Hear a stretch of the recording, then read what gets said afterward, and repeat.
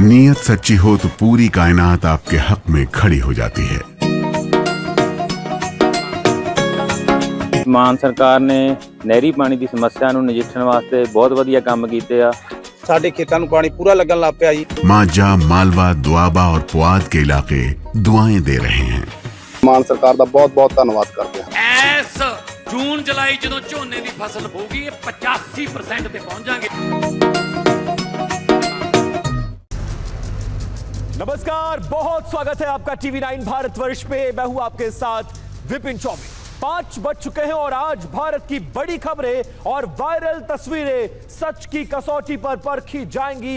Viral से लेकर verified तक हर खबर का हिसाब करने जा रहे हैं हम न्यूज काउंटर पर। और न्यूज काउंटर में आज पहली खबर, राम मंदिर चढ़ावा चोरी मामले में हर एक नया सबूत हम लोग लेकर आए हैं।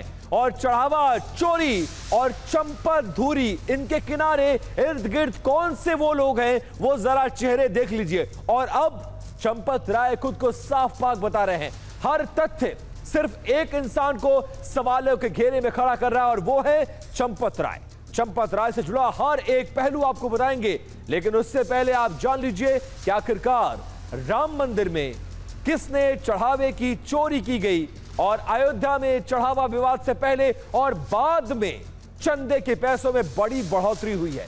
जो रकम 6 जून से पहले 16 से लेकर 18 लाख रुपए रोजाना चढ़ावे के बीच आती थी, अब वही रकम, वही अयोध्या, वही श्रद्धालु, लेकिन वो बढ़कर अब 22 लाख से 24 लाख रुपए हो गया है। मतलब क्या है, इसके मायने क्या है? क्या चोरी रुकी तो चढ़ावा बढ़ गया, यह अनुमान लगाया जा रहा है। और इसके लिए बिग बॉल पर आपको लेकर चलते हैं और इन तस्वीरों के साथ देखिए, यह राम मंदिर का वो स्थल है जहां पर नोटों की गिनती की जाती थी। लेकिन अब कुछ डिटेल्स मेरे सहयोगी साजिद लेकर आए हैं। क्या कुछ डिटेल्स हम आपको बता रहे हैं, जरा वो देखिए। सबसे पहले 7 जून से पहले इस डिटेल एंड डाटा को देखिए। क्या कलेक्शन होता था? 16 लाख से लेकर 18 लाख रुपए प्रतिदिन का चढ़ावा आ रहा था। अब 7 जून के बाद क्या हो रहा है? जब से चोरी पकड़ी गई, चोरों का पूरा गिरोह पकड़ा गया, अभियुक्तों की गिरफ्तारी हो गई, अब 22 लाख से लेकर 24 लाख हर रोज राम मंदिर में चढ़ावा आने लगा। वही अयोध्या है, वही श्रद्धालु है, वही व्यवस्था है। थोड़ा परिवर्तन यह हुआ कि अब चोरी नहीं हो रही है। मतलब चोरी कांड के खुलासे के बाद 6 लाख रुपए रोजाना चढ़ावे में बढ़ गया है।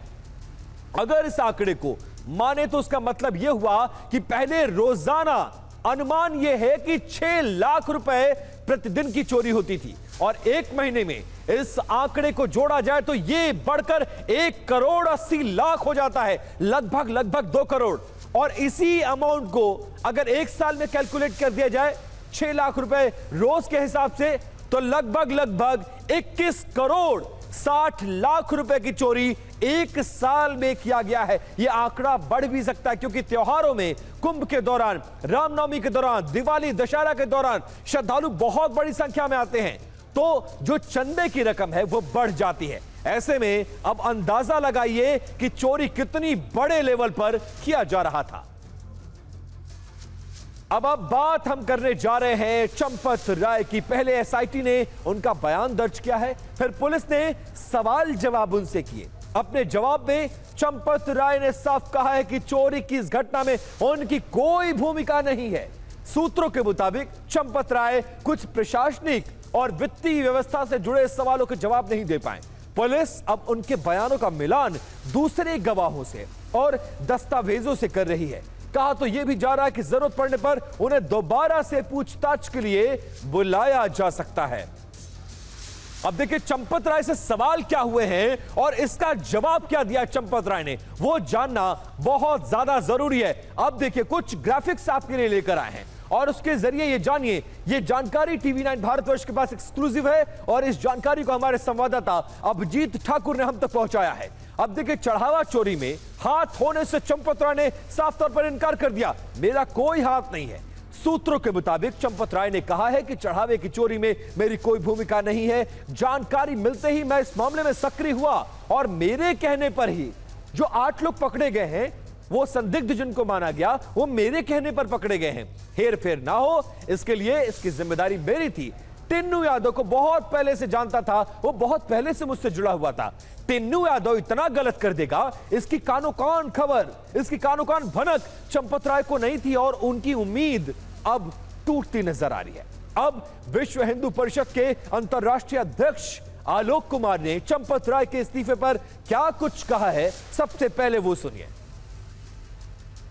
चारों तरफ से ये शोर मचाया जा रहा था कि अगर चंपत जी महामंत्री के पद पे बने रहेंगे तो जांच प्रभावित हो सकती है। उनको त्यागपत्र देने की कोई मजबूरी नहीं थी, हम में से किसी ने भी मांगा नहीं था, पर जांच प्रभावित ना हो, जांच प्रभावित होती दिखे भी नहीं, इसके लिए उन्होंने त्यागपत्र दिया। अब चंपत राय और ट्रस्ट के कई सदस्यों पर आरोप है कि जिन लोगों ने चोरी की उनकी नियुक्ति में मेहरबानी बरती गई है। यह सवाल अयोध्या पुलिस ने भी चंपत राय से पूछा है, लेकिन सवाल पूछते वक्त हाथ बहुत हल्के हैं। अयोध्या पुलिस के आरोप लग रहे हैं। पूछताछ के दौरान चंपत राय से सवाल पूछा गया कि ट्रस्ट से जुड़े लोगों के रिश्तेदारों की नियुक्ति की प्रक्रिया कैसे हुई, कैसे इन लोगों को रखा गया और आपको पता नहीं चला। चंपत राय ने इस पर कहा कि जरूरतमंद लोगों को रोजगार देने के उद्देश्य से यह अवसर दिया गया। परिचितों की नियुक्ति का निर्णय केवल मेरा व्यक्तिगत नहीं था, बल्कि पूरे ट्रस्ट का था। नियुक्ति में ट्रस्ट के दूसरे पदाधिकारियों की भूमिका बहुत ज्यादा अहम रही है। ट्रस्ट के सदस्य डॉक्टर अनिल मिश्रा और गोपाल राव की भी भूमिका इसमें थी। तो अब सवाल यह उठ रहा है कि क्या चंपत राय सारा ठीक रहा, दूसरों पर दाहिने और बाएं यानी अनिल मिश्रा और गोपाल राव पर फोड़ना चाहते हैं? क्या चंपत राय जिम्मेदारी की बात कहकर बचना चाहते हैं? क्या चंपत राय अपने ही लोगों पर दोष मढ़कर खुद को साफ पाक बताने की कोशिश कर रहे हैं? अब बागेश्वर धाम पीठाधीश्वर धीरेन्द्र शास्त्री ने चढ़ावे में चोरी को सनातन आस्था पर एक बहुत बड़ा चोट बताया है। क्या कुछ कहा है वो सुनिए। यही धर्म विरोधी ताकतें यही विचित्र स्थितियां बना रही हैं कि सभी मंदिर और संतों पर प्रश्न चिन्ह खड़े किए गए। हम एक बात जरूर कहेंगे कि राम मंदिर की इस घटना के बाद सनातनीय वैष्णव परंपरा, संत परंपरा जो भगवान के प्रति पूर्ण समर्पित हैं, ऐसे लोगों को ही भगवान के मंदिर की सेवा का कार्य मिलना चाहिए। सोसाइटी गठित है, देश में जांच एजेंसियां हैं, वो जांच करें और कर रही हैं।